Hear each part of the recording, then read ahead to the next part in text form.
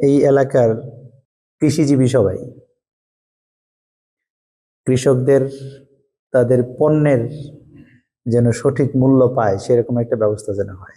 এই যে সবজি লোকেরা শেষ পর্যন্ত দিন শেষে টমেটো তো গরু দেখা হয়, মূলা গরু দেখা হয়, কপি গরু দেখা হয়। চারার দাম উঠতেছে না, কালকে হাটে দেখলাম কপি চারা কিনে লাগাইছে, চারার দাম মূল্য উঠতেছে না, চারার মূল্য উঠতেছে না।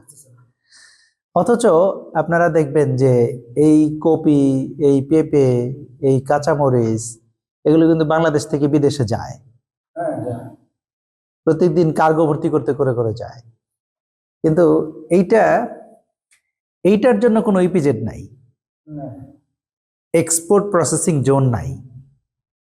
যদি একটা এক্সপোর্ট প্রসেসিং জোন, রপ্তানি প্রক্রিয়াজাতকরণ এলাকা হয়তো ভেজিটেবলের জন্য স্পেশালি, তাহলে সেইখানে বিদেশি ক্রেতারা আসতো, টাকার পরিবর্তে ডলারে কিনতো, সেন্টে কিনতো। কিনলে তখন কিন্তু আপনার পেঁপেটার দাম আপনি পাইতেন, এই কপিটার দাম পাইতেন। আমি এইরকম যারা বিদেশে সবজি রপ্তানি করে তাদের সাথে আমি আলাপ করে দেখছি। আমাকে এক ভদ্রলোক বলছে, ভাই আমাকে একটা জায়গা দেন, একটা নির্দিষ্ট পরিমাণ জায়গা চাইছে, এই পরিমাণ জায়গা দেন, আমি এখানে ভেজিটেবল এক্সপোর্ট প্রসেসিং জোন করে দেবো আপনাদেরকে, ভিইপিজেড করে দিবে। এই ইপিজেড করলে ডাইরেক্ট বিদেশিরা আমাদের এই সমস্ত জায়গাতে আসবে, এসে সবজি দেখবে এবং এগুলি কিনে নেবে।